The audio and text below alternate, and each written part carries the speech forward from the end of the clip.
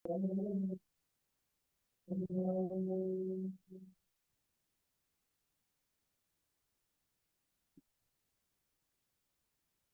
Masri udah mau siap-siap pulang gitu. Pak Masri. Udah, Pak Masri Ya, hati-hati di jalan Pak Masri. siap, siap, Hati-hati. siap, Dok, siap.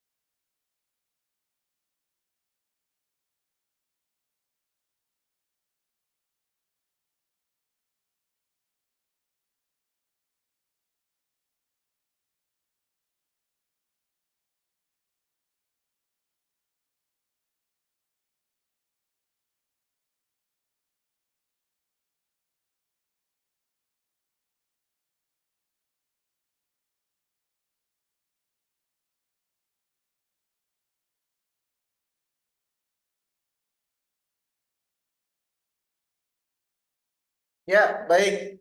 Bapak Ibu kita mulai saja ya. Saya perkenankan Bapak Ibu yang akan eh, sholat maghrib atau pas jam sekian ada Wita sholat maghrib, silakan ya. Nanti bergantian ya dan eh, hari ini ini 39D ya kan ya Pak Masri ya, Bu Budirmala ya, Bu Anjeli ya.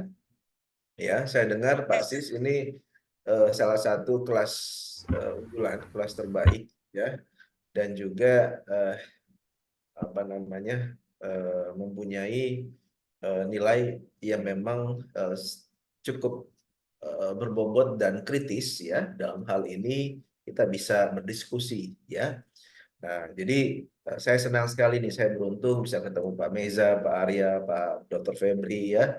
Jadi dalam masa beban kerja ini setidaknya Dr. Febri tahu kurang lebih pandangannya seperti apa. Dan Bu Yohana juga nanti bisa di sana nanti bisa mengajarkan juga ya tim di sana ya. Memang manajemen operasional ini saya akan masih berikan supervisial ya, Dr. Febri, karena nanti di SDM nanti akan digali lagi gitu. Nah, jadi akan dibuat. Kemudian saya akan lanjutkan dalam manajemen operasional itu dalam mengkonstruksi atau pembangunan ya di dalam persiapan surat izin operasional sampai izin operasional itu ada sertifikat layak fungsi ya atau pengurusan BAQ untuk persiapan pembangunan ya setidaknya Bapak Ibu tahu ya seperti apa sih itu ya. Nah, jadi kita membangun manusianya juga membangun gedungnya itu layak operasional ya. Nah, maka untuk itu Mars ini sangat menarik untuk Bapak Ibu ya. Nah, oke, Bu Mentari sudah sampai ya, Ibu Indriani, Bu Putri ya, sudah sampai eh, rumah atau tempat praktek nih. Lanjut ya, Bu Indriani ya. Oke, baik. Jadi dalam manajemen kerja ini kita akan memahami bagaimana ini ya kualitas dari sumber daya ya. Kualitas ya ada satu kunci untuk organisasi untuk sukses ya. Untuk sukses atau ya kita eh, belum tercapai kesuksesan itu. Ya, sebenarnya konsepnya demikian. Nah, jadi ya KKS ya kita Bapak Ibu kan sudah sering di rumah sakit ya maupun di akreditasi klinik juga sudah ada KKS ya. Di Vaskes tingkat pertama ya dalam perencanaan ada orientasi ya pendidikan dan pelatihan sampai dengan pemberi asuhan klinis ya dalam staf klinis ini seperti apa kompetensinya.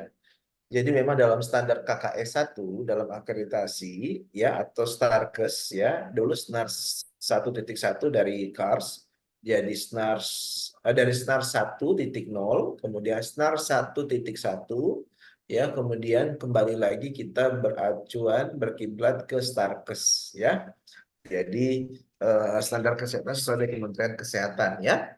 Jadi KKS itu memang pimpinan rumah sakit, Bapak Ibu calon-calon pimpinan ini benar-benar harus paham ya dalam harus harus paham dalam perencanaan ya. Dr. Eri, Dr. Rehan Satya ini harus paham bagaimana penetapan perencanaan kebutuhan staf rumah sakit berdasarkan perencanaan strategis, perencanaan tahunan ya.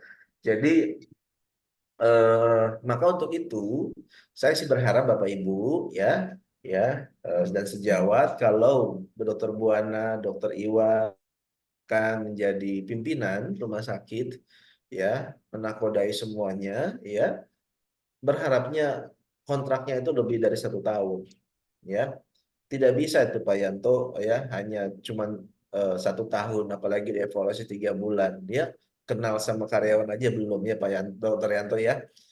Jadi artinya bagaimana kita perencanaannya gitu ya. Seperti apa ya dan apa namanya dan budayanya kulturnya seperti apa ya itu tantangannya Pak Romzi ya. Kemudian kejelasan hubungan antara perencanaan rencana strategis ya strategis, perencanaan tahunan, dan perencanaan kebutuhan staf.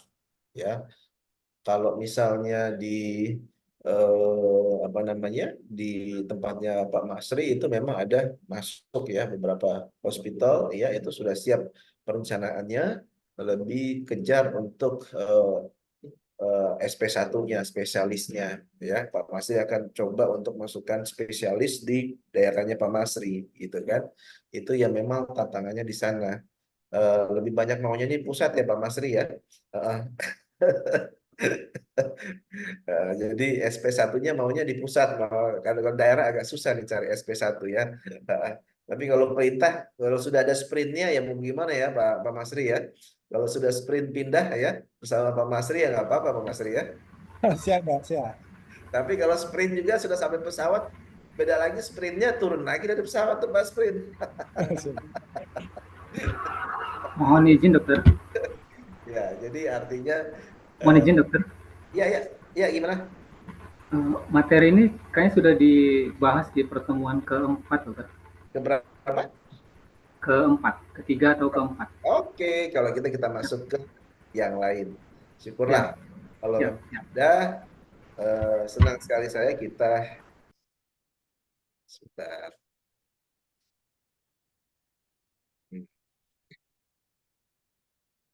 Nah, di sini saya perlu beritahu kepada Bapak Ibu ya bagaimana eh, sebenarnya ada cost containment ya secara keseluruhan dan jam operasional ya dalam pembangunan. Nah, mau tidak mau ya harus mau ya Bu Nirmala ya harus paham bagaimana cost containment. Tapi secara keseluruhan itu setiap unit itu harus menghitung cost containmentnya ya. Baru nanti kita berkorelasi dengan unit cost ya. Dokter Nirmala. Jadi kalau cost containment bangunan rumah sakit ini penting juga ya untuk Dokter Joni tahu ya. Dokter Joni klinisi ngapain saya ngurusin bangunan gitu ya. Jadi ya tetapi ya itu yang harus dilakukan sampai nanti harus turun sampai bawah IPAL dan seterusnya itu seperti apa ya, dan di bawah di IPAL itu kenapa bau, apakah penumpukannya dan seterusnya, pompanya baiknya berapa kubik, sekian kamar berapa kubik ya itu harus paham Dokter Joni. Jadi eh, kurang lebih seperti itu. Jadi menariknya Dokter Winda ternyata sebagai pimpinan rumah sakit ya ya bukan enak itu aja duduk di tempat duduknya ya ya ya dibawain tasnya jadi direktur gitu kan ya. Nah, dan yang lainnya ya ya jadi dalam bangunan rumah sakit kita perlu ya. Kalau ini Pak Sis, Pak Ketua belum kan? Siap dokter. Belum kan Pak Sis? Siap belum dokter? Ya. Jadi dalam pembangunan rumah sakit ini ada tekniknya. Jadi perencanaan atau rumah sakit yang Bapak Ibu ya, apalagi menghadapi kris ini ya, Dokter Nirmala ya, ya banyak rumah sakit ya, Dokter Anjeli ya, ada rumah sakit tipe D ya, yang sudah mepet sekali akhirnya jadi klinik utama gara-gara kris ini, karena nggak cukup luas tanahnya, nggak cukup dananya untuk menambah perluasan, nggak cukup dia membangunnya. Kalau dia mau membangun 3 lantai, 4 lantai, dia harus amplukin dulu untuk bangun lagi ya. Seperti itulah ya. Kenapa saya bahas ini? Karena ini lagi hot-hotnya Pak Iwan. Ya, jadi dalam pembangunan ya, jadi perencanaan membangun bangunan ya. Tadi kan sudah membangun SDM ya waktu itu pertemuannya. Bagaimana menyusunnya dengan baik. Perencanaan membangun bangunan, memanfaatkan dan menggunakan bangunan ya, itu bangunan rumah sakit. Jadi membangun bangunan itu ya, Bapak Ibu, itu benar-benar Bapak Ibu harus tahu zonasinya itu seperti apa ya. Zonasinya itu seperti apa dulu? Zonasinya eh, zonasinya itu sosial budaya. Biasanya itu ada zona industri ya, ada zona pemukiman ya. Nah, di dalam Perda DKI Jakarta ya, itu apapun zonasinya ya, selain zonasi biru, zonasi perairan ya, itu boleh dijadikan zonasi sosial budaya ya. baik tempat ibadah, kesehatan, itu Bapak Ibu harus tahu gitu ya. eh, hanya bangunan aja kok, cuman sipilnya saja kok dan yang lainnya. Tapi strategi Bapak Ibu banyak, ada beberapa rumah sakit, hospital itu di freeze dulu JKN-nya karena zonasinya nggak sesuai. Dia punya Dokter Arya ya, Dokter Muhammad Nur ya, zona di dalam rumah sakitnya itu dia punya 3 sertifikat. Ada sertifikatnya yang nggak bisa masuk. Pernah nggak Bapak Ibu pernah lihat ada rumah sakit di tengah-tengahnya itu ada aliran sungai? Mau tahu apa? Yang paling gampang, Pak Yanto. RSCM. Tahu nggak Pak Yanto? Pak Yanto pernah ke RSCM nggak? Dokter Febri. Pernah Pak, pernah Dok. Tapi nggak tahu Dari ada sungai Dok. Kebuka, Kencana, Bukan, nah, itu lewatin sungai kan? bukan sungai kayaknya, Dok. Apa itu? Dan Itu got besar itu, Dok. nah, itu zonasinya itu pun juga luar biasa. Untungnya rumah sakit pemerintah. Tapi ada juga rumah sakit swasta yang tengah-tengah lobinya itu loh Pak Dokter Febri, itu dia aliran gitu. Biru nggak bisa. Nah, jadi artinya itu perlu strategi-strategi hard skill yang Bapak Ibu ketahui. Kalau soft skill sepertinya kita perlu deep discussion ya. Jadi nggak bisa untuk ini saya bahas terlalu transparan di sini. Ya, tapi pada dasarnya Bapak Ibu, zonasi itu paling penting ya. Jangan tiba-tiba Dokter Anjeli, Dokter Tiara bangun rumah sakit sama-sama begitu ya, atau klinik ya, zonasinya masih zonasi pemukiman ya. Jadi benar-benar harus diurus. Jadi harus diurus zonasinya ya. Dulu namanya S2, sekarang SKK ya. Zonasi SKK ya. Jadi artinya sosial budaya ya di situ, kesehatan dan yang lainnya, dokter klinik hewan ya, klinik apa namanya, rumah sakit. Ada rumah sakit boleh, tapi rumah sakit manusia nggak boleh, rumah sakit hewan boleh. Nah itu ada ya. Jadi itu perlu diketahui sama Bapak Ibu ya, seperti apa sih membangun bangunan itu ya. Jadi perlu tantangan yang cukup baik. Nah, memanfaatkan dan menggunakan bangunan. Nah, ini kan pemanfaatan menggunakan bangunan. Bangunan itu mau dibangun untuk apa? Gitu ya. Mau untuk klinik. Nah, kalau klinik nggak usah terlalu kejar UKL UPL ya untuk limbahnya ya. Jadi ini manajemen operasional nih Pak Romzi. Pak Romzi membuat rencananya mau bangun klinik nih ya. Waduh, harus ada UKL UPL ya, harus persyaratnya ya dan seterusnya, perlu konsultan dan seterusnya ya. Betul, kalau misalnya klinik utama rawat inap ya, klinik utama rawat inap dan ada labnya cukup besar pemeriksaan.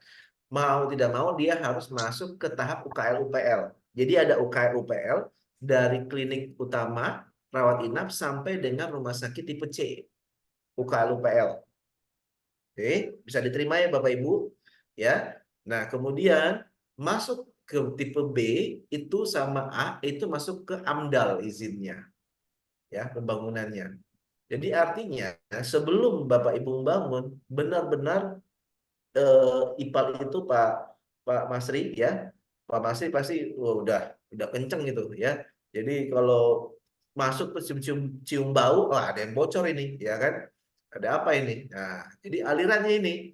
Nah, sebenarnya walaupun tulisan sederhana ini saya ingin masuk ke dalam Dokter Eri tahu, Dokter Rehan tahu apa sih konsepnya? Ya, ada yang mau bertanya? Oke. Iya. Jadi Dokter Febri mau bangun klinik stem cell, ya cukup ambil dari klinik Pratama dulu, Dokter Febri. Itu strateginya. Ya, dari klinik Pratama ambil dulu, ya, kemudian baru keunggulannya apa, ya. Kan Dokter Febri banyak tuh rumah sakit temannya Dokter Febri pasti turun kelas gara-gara kris ini, ya. Jadi itu kesulitannya, ya karena bangunnya, ya. Jadi kembali lagi kalau membangun, ya pembangunannya, kemudian kita harus melihat juga pemeliharaan bangunannya. Pemeliharaan bangunannya seperti apa? Itu hitungan saya biasanya itu sekitar 2-5% dari pembangunan untuk jangka 5 tahun, ya. Tuh, ya. Kemudian rehabilitasi bangunan juga ya, menambah atau mengurangi bangunan, menghapuskan bangunan, ya, itu juga perlu dipertimbangkan. Nah, kemudian Bapak Ibu, konsep bangunan, struktur, ya, follow the function-nya itu juga perlu, investornya dan persepsi pasar, ya. Jadi datanglah Dr. Febri, ya, ketemu sama Pak Iwan, ya, Pak Yanto, duduk bersama, ada investor ini, ya, untuk mempersiapkan bangunan. Ini manajemen operasional harus tahu.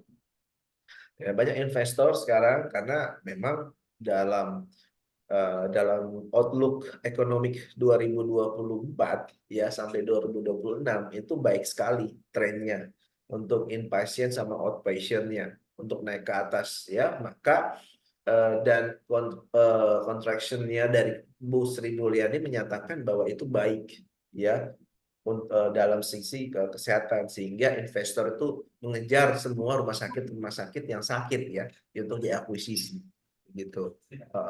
Jadi itu perlu diketahui Dokter Nirmala, Dokter Sis, ya. Jadi kemudian bangunan tidak bertingkat, lebih hemat pemeliharannya, betul, ya, tetapi memakan lahan yang luas. Nah ini, ya, jadi bangunan yang tingkat lebih hemat pemeliharannya, ya, lebih hemat pemeliharaan dibandingkan yang luas, ya, apalagi yang luas dan bertingkat. Nah, itu, ya, kalau mitra keluarga itu tempatnya Dokter Nirmala Cibubur itu luas, ya, parkirannya luas, ya. Namun bangunannya itu 3 tingkat, ya, Dokter Nirmala, ya, 3, ya, 3+1, ya, 3,5. Iya, 4 sih dok sebenarnya, tapi yang 4 Ya, kita pakai. 3,5 Ya, izin, dan ini izinnya 3 gitu, Iya. ya. Jadi setengahnya itu biasa buat office, ya, Dokter Nirmala. iya betul. Jadi itu yang perlu dipertimbangkan. Nah, lahannya luas, ya. Nah, seandainya bertingkat maksimal 3 tingkat, ya. Nah, sekarang yang baru kemarin tuh 4 tingkat itu otomatis 4 ke atas itu mau tidak mau harus pertama hidran aja itu biayanya sampah pompanya itu kurang lebih hampir 1,2 miliar, ya. Ya, belum gali dan seterusnya itu Bapak Ibu harus ketahui. Nah, kemudian selanjutnya untuk smoke detector, ya. Kemudian harus, makanya rumah sakitnya Dokter Nirmala smoke detector, ya. Kemudian sprinkle, ya, ya. Dokter Winda tahu nggak sprinkle? Tahu, ya? Bukan twinkle. Kalau twinkle little star. Dokter Winda sprinkle, ya, untuk kalau misalnya ada smoke detector dia keluar ini, ya. Pemadam, ya, Pak Arya, Bu Lendatu. Nah, pencahayaan alam akan lebih hemat dan makanya disampaikan di sini untuk BPJS Kesehatan, ya, untuk pencahayaan itu tetap harus masuk, ya. Walaupun dia nempel dengan tembok atau yang lainnya setidaknya masuk, ya, tapi tetap harus diukur juga kalau BPJS Kesehatan. Ventilasi udara semaksimal mungkin, ya. Penggunaan AC sentral akan hemat biaya pemeliharaan dan replacement cost-nya. Penggunaan eksterior dari kaca dan keramik akan menghemat. Penggunaan sentral gas medis, ya, itu akan lebih hemat.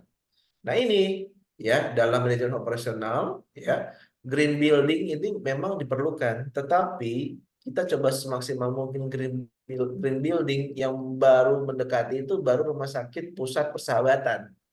Pernah kan ke rumah sakit pusat persahabatan? Ya. Jadi masih mereka sudah masuk ke tahap Green Hospital, ya. Rumah sakit Pondok Indah Bintaro, ya, itu sudah mulai, ya. Rumah sakit Mitra, ya, ada beberapa lah, ya.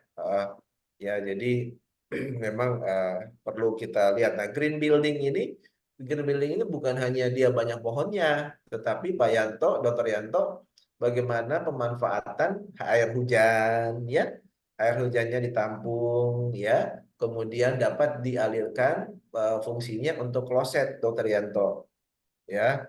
Jadi untuk pembuangan ya, dan jadi bisa tangkinya itu bisa dipakai ya, airnya bisa dipakai. Jadi nggak terlalu boros. Ya, pencahayaannya juga ya nggak LED-nya nggak terlalu banyak, langsung masuk sinar matahari ya, kurang lebih seperti itu. Nah, kapan pemborosan akibat bangunan dimulai? Ya, nih perencanaannya salah ya, kurang memahami fungsi rumah sakit ya. Jadi kalau bangun rumah sakit udah benar-benar deh ya, hitung benar-benar RAB-nya ya, maunya owner apa, maunya investor bagaimana ya. Misalnya kalau bangun dari tanah ya, kalau benar-benar dari tanah ya, itu benar-benar Dokter Lendatu ya harus benar-benar hitung ya berapa. Contohnya begini Dokter Lendatu, Dokter Arya. Dokter Arya dikasih ketemu investor, dia punya tanah itu ada 10.000 ya. Koefisien dasar bangunannya dari aturan pemerintahan ya, setidaknya itu dia hanya bisa membangun dari lahan ya, dari 10.000 ya, Dokter Lendato, Dokter Arya ya, Dokter Muhammad Nur itu hanya 59,68% atau equal dengan 60% lah ya. Oke, jadi artinya boleh bangun berapa, Dokter Lendato, Dokter Arya, dari 10.000 yang boleh dibangun? 6.000. 1.000, Dok. Berapa? 6.000. 6.000 ya?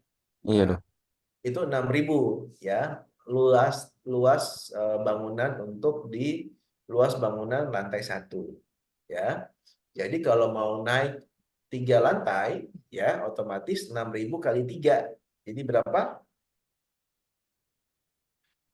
18.000. Ya, 18.000 kan? Nah, cukup luas itu ya. Jadi hitungannya begitu kasarnya ya. Jadi benar-benar harus hitung. Nah, dari 18.000 ini nih Bapak Ibu benar-benar simak ya. Dokter Afia, Dokter Mentari, Dokter Putri, terima dulu ya. Saya mencoba menyederhanakan. Kayak gimana sih kalau mau bangun itu tiba-tiba mau ngomongin ini seperti apa sih manajemen operasional nih ya. Nah, 18.000. Nah, 18.000 dalam struktur pembangunan struktur 18.000 itu biasanya equalnya Dokter Yanto ya, Dokter Fredrik, Dokter Rehan itu range-nya untuk yang premium itu per meternya itu sekitar 8 juta sampai 10 juta per meter ya, rupiahnya Dokter Yanto ya. Kalau misalnya so-so ya 4 sampai 5 juta itu baru struktur. Kita ambil yang biasa aja lah ya, 4 juta. 4 juta coba bisa dibantu nggak Dokter Rehan? 4 juta dikali 18.000. Berapa miliar yang harus siapkan? Coba Dokter Rehan buka ininya handphonenya. 72M, 18.000 dikali 4 juta atau 5 juta. 76M, Berapa? 72M, Dok. Berapa? 72M. 7,2 apa 72? 72. 72. 72 M. Iya, Dok. 72 M. Ah, itu. 72 M. Itu baru struktur dengan interior dasar. Ya. Belum lagi dengan kalau kita bangun interior ya. Itu 4.000 itu yang 4 juta ya atau 5 juta per meter, Pak Rehan? Itu 4 juta, Dok, tadi. Tadi berapa? 72 ya. 72, Dok. Jadi kalau misalnya seluas itu Bapak Ibu bisa menghitung, saya belum bicara bisnisnya ya. Karena yang paling mahal itu adalah sebentar ya Bapak Ibu.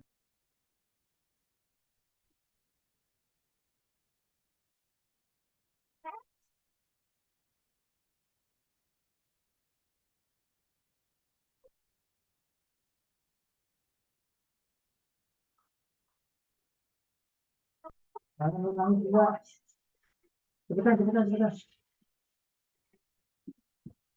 Lupa yang saya akan. Ini tolong.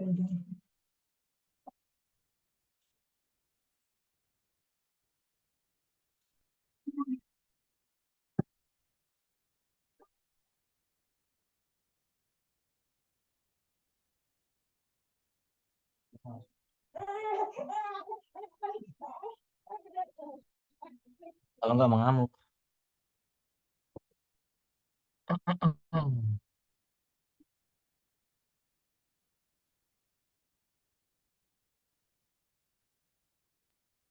Ya, mohon maaf Bapak Ibu. Ya, jadi itu baru strukturnya.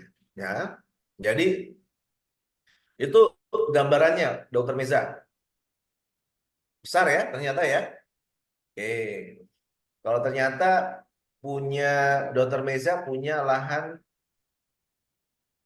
3.000 yang bisa dibangun 1.500 Dokter Meza. 1.500 dokter mau bangun 2 lantai dulu untuk RSIA. Coba hitung untuk strukturnya berapa dok? 1.600, 1.700 luas tanah dikali 2 itu sekitar berapa? 3.400 dikali 5 juta berapa dok? Dokter Meza untuk bangun struktur. 1,7. Asik kan kita kayak kontraktor ya Dokter Febri kali ini ya, hitung-hitung lah dikit lah ya, investasi berapa Dokter Meza? 17 miliar. Berapa? 17 miliar dok. 17 miliar. Jadi kalau ada rezeki 17 miliar ya. Jadi 17 miliar itu bisa bangun itu. Waduh dok, gimana caranya ya? Tapi saya adanya tanah aja nih, gimana caranya? Itu ada strateginya lagi ya. Kita perlu modal kerja ya. 17 miliar bangun dan seterusnya. Nah, dok, terus selanjutnya nanti kita hitungnya gimana break even point-nya dan yang lainnya. Estimasinya kasar saya biasanya dia break even point ya. Break even point 7 tahun. Payback period itu sekitar 10 tahun. Ya, ke hospital. Nah, jadi kalau perhitungannya sudah salah, oh gampang itu 10M sudah jadi itu ya. Dan yang lainnya sudah ketahuan ya, konsultan pasti bohong itu Dokter Febri. Ya. Jadi dengan luas tanah itu. Jadi sudah tahu. Oh ya. Jadi itu benar-benar harus perencanaannya harus baik. Kalau misalnya Bapak Ibu ini saya kasih ilmu praktisi juga nggak apa-apa ya Pak Masri ya. Bu Indriani ya. Jadi jadi tahu gitu ya. Nah, dalam pembangunan kita perlu ada misalnya ada intervensi keinginan pribadi ya, ada master plan-nya, terlalu ingin biaya murah itu menjadi pemborosan ya. Tetapi itu sudah kita buatkan biaya tak terduga dan biasanya kita ya Pak. Ya. Jadi ini perlu kita biasanya owner tiba-tiba oh saya nggak mau begini ini maunya seperti itu ya kita dari kontraktor atau konsultan ya pembangunan rumah sakit sudah siapkan ya persiapan anggarannya ya untuk intervensi pembangunan ini ya kalau misalnya tidak sesuai maka dari gambar perencanaan arsitek gambar mechanical electrical plumbing gambar struktur itu benar-benar harus paham. Ya, Dokter Afia. Jadi apa nih itu gambar ya? Gambar perencanaan arsitek ya, harus tahu ya.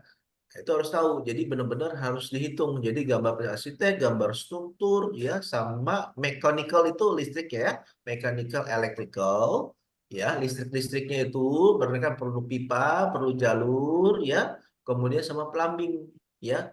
Karena kan ada beberapa rumah sakit, kecuali rumah sakitnya Pak Masri, itu nggak pernah bocor ya. Tapi kalau misalnya rumah sakitnya ya rumah sakit apa di yang lain ya, nah itu pasti ada beberapa mechanical plumbingnya agak nggak sesuai. Wah, tapi Pak, gimana Pak Diki? Karena sambungan. Ya, enggak apa-apa. Kalau sambungan memang kita ada risk di situ, memang harus kita elevasinya harus kita sesuaikan, gitu ya. Nah, kemudian, jadi apa dong Pak Diki? Tadi kan sudah hitung-hitung ya. Oh, ada berapa tanahnya dan yang lainnya dan seterusnya ya. Kemudian tiba-tiba ada perubahan ya. Kita harus ubah dari awal gambar perencanaan arsitek sampai dengan DED-nya ya, 3D gambar 3D-nya sampai dengan gambar strukturnya sama mechanical electrical plumbing. Kemudian kalau intervensi ya itu haknya Panglima, haknya dari owner, silakan saja. Itu kita sudah persiapkan ya. Nah, pemanfaatan bangunan tidak berorientasi kepada cost containment. Jadi main pasang saja lampunya, sudah tahu bagus-bagusnya kita sudah persiapkan LED, masih pakai bohlam ya. Ya, jadi tapi costnya lebih mahal Pak Diki gitu kan. Iya, memang dari awal, tapi mau tidak mau itu harus dipersiapkan. Pemeliharaan bangunan tidak adekuat ya, karena tidak ada cost yang sudah masuk situ. Rehabilitasinya juga, penambahan bangunan tidak berdasarkan master plan ya, sudah digambar dan seterusnya, itu sudah risiko owner ya, risiko Bapak Ibu sebagai owner ya. Nah, menghadapi bangunan tua tetapi masih fungsional. Nah, ini rumah sakit di luarnya Pak Masri. Kalau Pak Masri rumah sakitnya bagus, mudah-mudah semua ya. Jadi kalau rumah sakit bangunan tua tapi masih fungsional ya, jadi itu harus kita harus persiapkan resiko-resiko yang ada gitu ya. Nah, pemborosan pemeliharaan bangunan cukup besar di rumah sakit ya, dalam sarana prasarana sangat bertanggung jawab ya di dalam pemeliharaan bangunan ini. Diperlukan penanggung jawab khusus bangunan. Sebaiknya lakukan pemeliharaan bukan mengutamakan perbaikan.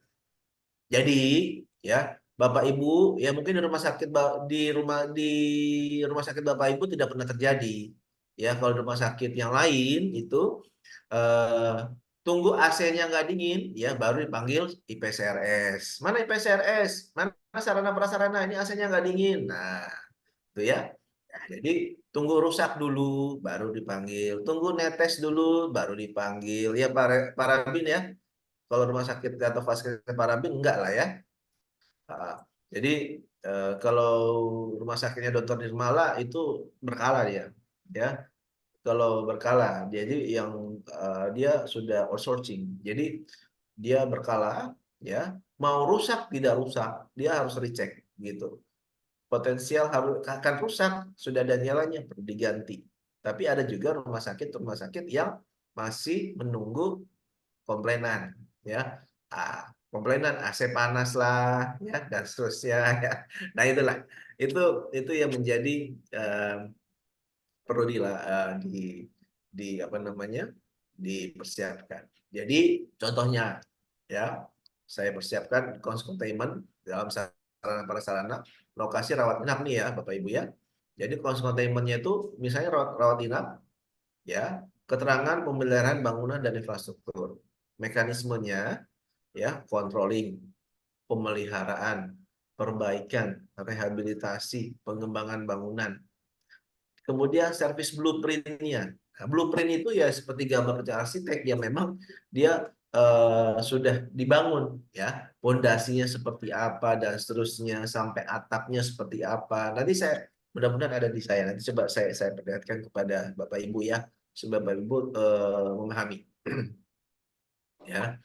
Atap bangunan tidak bocor, dinding bangunan tidak buram, cat tidak terkelupas, tidak berdebu, lantai tidak licin, ya, sering kering, selalu kering dan tidak rusak, ya itu benar-benar harus ya, kelistrikan dan air harus siap digunakan, ya, jangan sampai ada yang bocor. Kekuatannya, fondasinya, ya, jadi profesionalisme tenaga dari kekuatannya, dari sistemnya, dari SDM-nya benar-benar harus paham IPCRS dan SPO yang lengkap. Jadi jangan tunggu bocor dulu pipanya, jangan tunggu bocor dulu klosetnya ya. Jadi sudah kadang ya para pasien ya cuci piring ya itu di wastafel kamar mandi Bu Nirmala ya. Makanya kadang suka bau ya. Nah, ini baunya dari mana? Ternyata makanan-makanan yang numpuk di selang, dan bukan selang, pipa angsa, leher angsa. Ya, Dokter Joni, ya Dokter Landatu ternyata penting ya. Jadi leher angsa itu kadang, makanya kalau pasien-pasien tuh cuci piring, buang makanan, buang nasi, taruh di situ ya. Nah itu ya, itu memang perlu diingatkan ya. Kemudian kelemahannya yaitu kita tahu bahwa jumlah tenaga ahli bangunan, misalnya contohnya di sarana prasarana Bapak Ibu ya, itu jumlah tenaga ahli bangunan belum memadai. Jadi sekedar saja ya, jadi belum tahu seperti apa ya. Saya pernah mengakuisisi rumah sakit, hampir deal, ternyata bangunannya miring Bapak Ibu. Jadi memang harus ada tenaga ahli bangunan ya. Bangunannya miring ya. Jadi per lantai itu ada sekian ton pertahanannya yang sudah ditetapkan. Jadi kalau kita tambah fondasi, rubuh itu gedung ya. Jadi itu perlu dilihat. Masih menunggu laporan dan bekerja hanya perbaikan.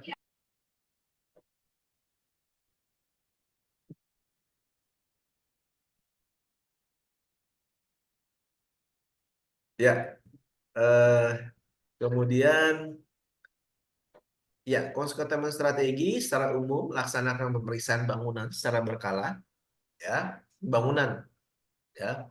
Secara khusus ya kita bersihkan, periksa, lakukan perbaikan segera. Ini cost containment yang Bapak Ibu penanggung jawab unit. Ini misalnya contohnya siapa, dokter siapa, dan D3 siapa dan seterusnya ya. Itu perlu dipersiapkan. Jadi untuk ruangan-ruangan itu ya itu harus dipersiapkan konsultasi strategi di rawat inap ya, di posisi konsentrasi di gedung ya. Cost containment lokasi rawat inap VVIP, mekanisme kelistrikannya harus dilihat sampai telepon sampai dengan toilet ya.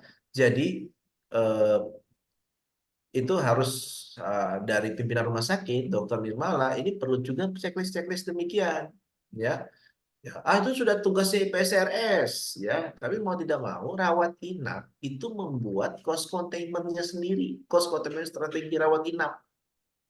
Rawat inap kah, OK kah, ya, ruang operasi ya, kapan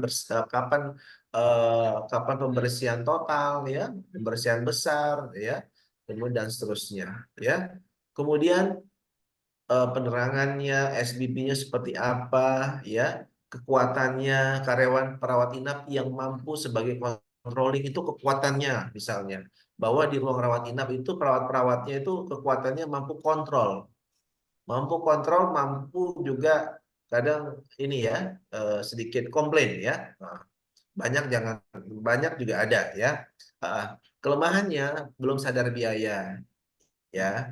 Kadang minta ini, minta itu dan seterusnya. Seharusnya ada perencanaan dan yang lainnya ya. Perilaku SDM yang kurang peduli ya. Sering sekali ya di ruang rawat inap VIP mungkin ada tempat yang mungkin bisa dibantu dibersihkan oleh perawat ya, tapi tunggu-tungguan ya, kurang lebih seperti itu.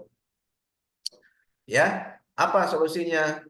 Ya, cost containment strateginya, prosedur matikan lampu di siang hari atau di ruangan kosong. Lepas stop kontak setelah selesai pemakaian. Itu contohnya kalau kelistrikan. Telepon, AC, alat medis. Alat medis siapa yang bersihkan? Kalau Dokter Nirmala, perawat kah? Atau CS? Kalau alat medis kita penanggung jawabnya di unit masing-masing, dok. Kalau keperawatan ya keperawatan, kalau radiologi. Ya, jadi perawat ya. Perawat masing-masing ya, tidak diserahkan oleh CS ya. Oke.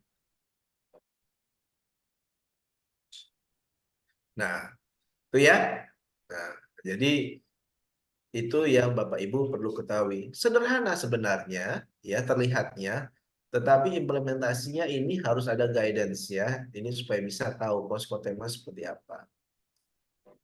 Ya, jadi nanti Bapak Ibu ya nanti dibuat nih ya keterangannya dan yang lainnya nanti saya berikan. Ya, kamar operasi ya.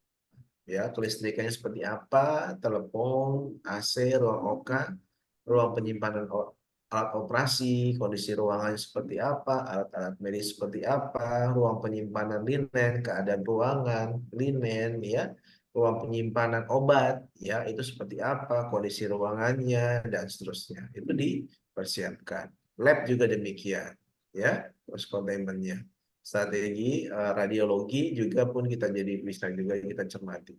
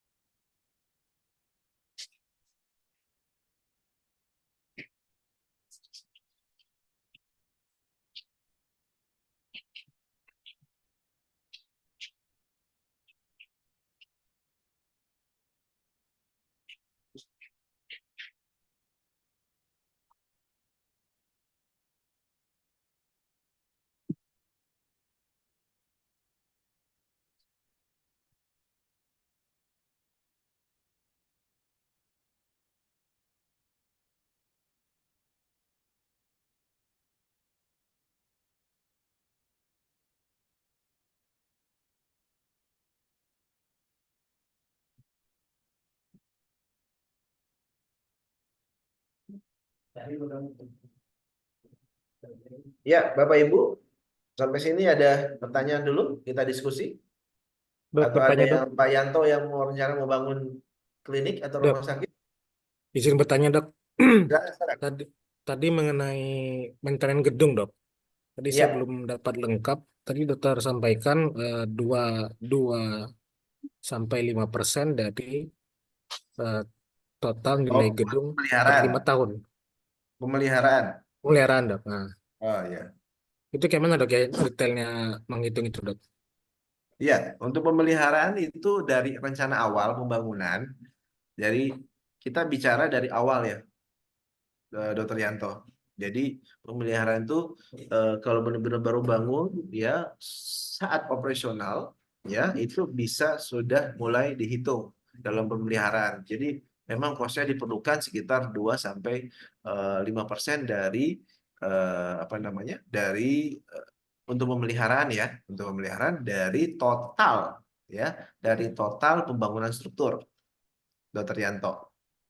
Ya, jadi anggap aja kalau misalnya 1-2% gitu ya. Jadi dari 17 M, kira-kira berapa itu yang harus disiapkan? 1%-nya. 170 juta kan? Sekitar 300 juta lah. Ya, untuk pemeliharaan ya. Dan seterusnya. Ya, itu kurang lebih seperti itu hitung-hitungannya. Per Ya, tahun Dokter. dok? Ya, Per tahun per 5 tahun lagi dok ya? per 5 tahun. Per 5 Per tahun ya? Ya Iya. 300 juta itu untuk 5 tahun. Jadi dibagi 5 nih dok Kalau ya? misalnya kalau itu baru bangun ya, karena baru bangun Hmm. kan di situ masih oke ya. Jadi makanya range-nya kalau rumah sakitnya akuisisi beda lagi Dokter Yanto. Itu benar-benar total. Malah ada yang dirubuhin duluan dulu. Nah, itu beda lagi. Ya, itu ya. Jadi perlu ada perhitungan khusus. Demikian benar-benar harus ada appraisal ya, appraisal untuk melihat seperti apa nilai aset tersebut ya untuk menghancurkannya sehingga kita hitung perlu dihancurkan atau seperti apa karena sesuai dengan anggaran. Begitu Dokter Yanto ya. Ya, jadi ini agak agak advance nih karena di sini kelas yang oke ya saya dapat info dari sekretariat ya. Jadi saya perlu memberikan knowledge ini ya, ilmu ini karena Bapak Ibu ini Dokter Buana ya, Dokter Mentari setelah jadi ini pengen punya rumah sakit ya, Dokter Cindy ya. Nah, jadi jangan lupa ajak ajak Dokter Meza, Dokter Sis ya, kalau memang itu ya. Nah, gitu ya. Oke. Ya Pak Romzi. Ya dok. Ya. Oke. Sambil saya persiapkan selanjutnya, ada pertanyaan? Ya dok. Pak Iwan Mustafa. Silakan Pak Iwan. Izin dok bertanya dok, kalau Alkes itu kan ada pedomannya dari Kemenkes Ya, itu mengeluarkan untuk pemeliharaan maupun perbaikan itu ada namanya MMEL, ya, Maximum Maintenance Expenditure Limit. Nah, yang ingin betul. saya tanyakan bagaimana dengan bangunan? Apakah ada regulasinya, Dok? Karena ini kan kita, kalau tadi dokter bilang bangunan baru itu 2-5% per 5 tahun, artinya 1 tahun itu 1% ya, kalau kita ambil maksimal gitu ya. Ya, Kalau pemeliharaan sih masih oke, tapi kalau perbaikan kayaknya nggak masuk gitu kalau 1% kayaknya. betul. Kalau perbaikan, apalagi ketika kita dalam perencanaan itu tidak pakai konsultan misalkan. Sudah tidak pakai konsultan, terus kontraktornya temannya perencanaan, temannya orang perencanaan, nah, akhirnya kacau gitu kan. Terus kita nggak pakai konsultan pengawas juga, akhirnya makin kacau lagi. Nah, itu dok yang ingin saya tanyakan, apakah ada regulasinya mungkin dari eh, PU ataukah dari Disnaker dan sebagainya? Terima kasih dok. Oke, ya, terima kasih Pak Iwan. Jadi ini menarik ya pertanyaannya. Jadi teman-teman, Bapak Ibu ya supaya eh, lebih apa namanya entrepreneurnya jalan nih ya. Jadi artinya pertanyaan dari eh, dokter siapa tadi? Dokter Iwan Iwan. dok, Iwan dok. Dokter Iwan. Jadi maka maka untuk itu ya dalam pembangunan kontraktor atau konsultan itu ya konsultan itu harus independen ya. Benderanya itu harus berbeda dalam penunjukan sebagai arsitek. Arsitek dulu. Kan arsitek gambar perencanaan arsitek dulu ya. Nah, gambar perencanaan arsitek ada di ID dan seterusnya sampai dengan mechanical electrical plumbing sampai dengan gambar struktur. Kontraktornya juga benderanya beda, Pak Iwan ya. Jadi nggak ada cawe-cawe di situ ya. Jadi sudah digambar seperti ini sedemikian rupa, mereka ada kekeliruan sendiri sedikit, ada cawe-cawe nanti. Begitu Dokter Iwan ya. Jadi langkahnya ya dari kalau sekarang PBG ya, perencanaan bangunan gedung ya, itu sudah masuk. Kalau dulu 2023 akhir itu terakhir itu IMB. Sekarang sudah nggak ada lagi IMB. IMB terakhir nanti ya. Bapak Ibu sudah pengurusan PBG sudah bisa bangun, tapi belum bisa langsung operasional begitu ya. Jadi kalau IMB definitif ya atau IMB itu bisa langsung pembangunan speed up dalam beberapa bulan sudah bisa operasional. Tapi kalau PBG itu agak panjang, biasanya 1 sampai 1,5 tahun. Balik lagi pertanyaan Pak Iwan, guideline-nya seperti apa? Ya, guideline-nya adalah tadi ya, itu tadi jam terbangnya mereka dan pengawasan. Nah, Bapak Ibu ya nanti mudah-mudahan Bapak Ibu sudah ada yang ikut IKESINDO, Konsultan Kesehatan Indonesia ya. Nah, di IKESINDO itu diajarkan ya bagaimana perhitungan-perhitungannya ya. Nah, jadi ini awal ya. Kadang kalau itu karena belajar itu kan kurang lebih sekitar 4 hari ya, 4 hari, 5 hari kelimanya ujian. Dan itu menurut saya belum cukup. Karena yang itu harus jam terbang Pak Iwan ya. Memang itu harus jam terbang ya. Jadi benar-benar harus tahu ya. Yang ini dari gambar sekian rupiah ya, yang dari arsitek sekian rupiah. Belum loh, saya belum sebut desain interior loh, Dokter Iwan. Belum loh, ya. Kemudian Alkes itu berapa persen dari total RAB secara keseluruhan, ya. Nah, itu juga ada lagi perhitungannya. Nah, kalau misalnya tadi Dokter Iwan sampaikan untuk pemeliharannya 2-5% untuk alkes, betul tidak cukup. Maka ada strategi kita. Ya, misalnya contohnya di tempatnya Dokter Nirmala itu Paramount semua. Setahu saya, Dokter Nirmala ya, untuk apa namanya? Apa? Bednya. Bednya. Nah, Paramount itu Dokter Iwan, warrantinya seumur hidup. Jadi kalau ada rusak, ya owner itu tinggal tuker aja ganti yang baru, begitu ya. Jadi maaf ya ini Bapak Ibu ya, ini sangat teknis tapi menurut menarik gitu ya, perlu kita bahas karena manajemen operasional ini loh ya yang diperlukan. Ya, Dokter Iwan ya. Mungkin sambil jalan nanti kita bisa diskusi lagi. Pak Masri, silakan Pak. Takutnya Pak Masri mau sholat dulu nih. Pak Masri, silakan Pak Masri. Tadi raise hand. Silakan Pak. Izin dok, tadi kalau nggak salah di slide-nya itu ada persyaratan bangunan rumah sakit. Kalau nggak salah ada maksimum ke atas ya.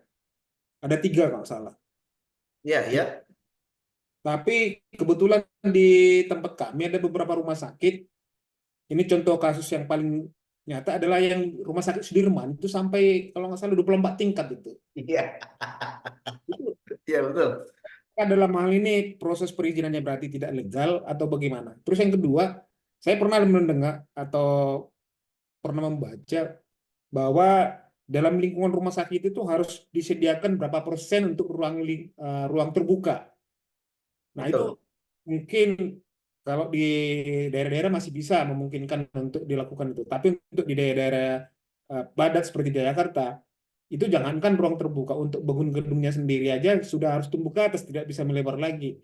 Itu kendalanya apa? Untuk upaya mengatasinya bagaimana itu, Dinda? Terima kasih. Baik. Karena itu akan masuk ke revenue dan break-even point sampai payback period. Karena ditargetkan Pak Masri nanti menjadi konsultan, itu harus benar-benar. Pertama, sebelum ada rumah sakit Sudirman, Pak Masri dan Bapak Ibu pernah mendengar rumah sakit MMC di Kuningan? Oke. Ya, sama Pak lantainya. Ya, cukup tinggi juga. Ya, ada sekitar 20 lantai kalau nggak salah. Nah, di tengah itu ya, dan ya karena ada beberapa yang bednya belum sesuai, nggak mau naik ke tipe A ya, jadi mereka bertahan dan bednya hanya mereka mencapai 10 lantai digunakan, Pak Masri ya. MMC loh Pak, MMC Kuningan sampingnya Pasar Festival ya. Nah di situ mereka akhirnya sisanya yang di atas dijadiin kantor, disewakan oleh kantor. Kalau rumah sakit Sudirman kan ini semua TNI AU, TNI AL, TNI AD ya, ya Pak ya, ya. Jadi semua. Jadi artinya bisa kita plot-plotkan di sana dan bisa dikatakan rumah sakit terbesar ya se-Indonesia ya di apa namanya di rumah sakit Sudirman ini. Ya, jadi kemudian selanjutnya koefisien dasar bangunan dan koefisien daerah hijau ya KDH ya yang Pak Masri tanyakan tadi ya KDH ya. Ya, jadi belum lagi Pak Masri harus lihat juga dari jalan ya garis sepadan bangunan GSB di depan. Jadi kadang Bapak Ibu kadang suatu saat nanti akan digeser ya dari depan jalan ya untuk perluasan ya untuk trotoar dan biasanya ditarik 1,5 sampai 2 meter ke dalam ya. Nah kemudian ada juga garis bangunan-bangunan, jadi antara bangunan-bangunan ada jaraknya juga Pak Masri ya. Kemudian gimana dong Pak Diki? Ini kan harus KDH. Di kota ini seperti ini nggak ada KDH-nya dan yang lainnya. Jadi ada gambar arsitek, ya makanya saya bisa bilang ya ada soft skill-nya memang Pak Masri. Ya mungkin saya tidak bisa terlalu gamblang karena ada gambar detail, ada gambar perencanaan arsitek, gitu. Ada gambar detail, ya, dan ada gambar perencanaan arsitek, ya. Gambar yang harus masuk ke dalam perizinan dan juga ada gambar detail yang keinginan dari owner. Bisa diterima ya Pak Masri, saya nggak bisa gamblang, namun demikian ya. Jadi KDH itu agar memenuhi syarat, begitu ya. Jadi Pak Meza, Dr. Febri ya. Jadi memang ini terima kasih Pak Masri ya, pertanyaannya baik sekali. Nah, Kemudian selanjutnya saya ingin menyampaikan, sebentar.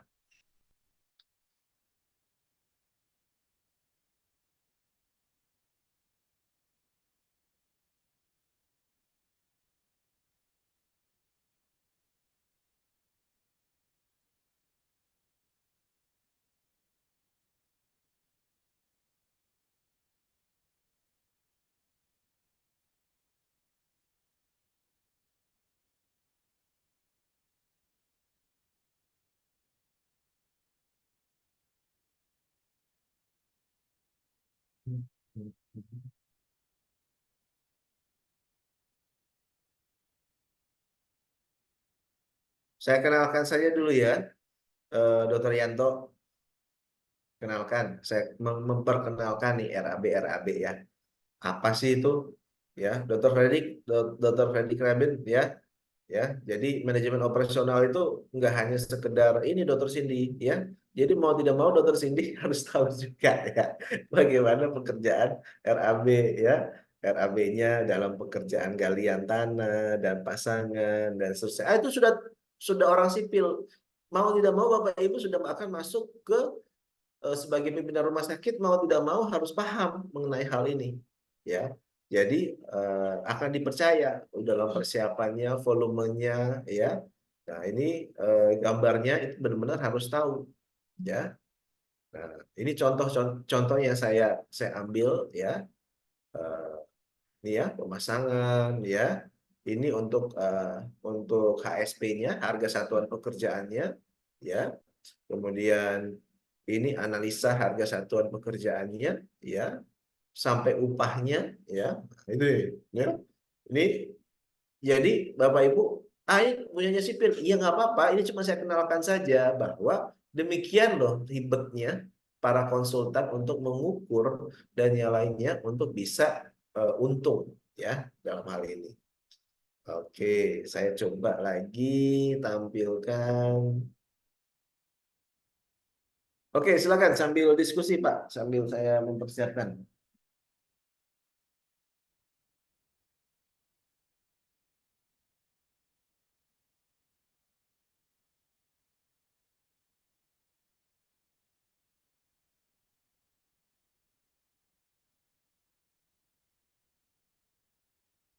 Kalau Pak Masri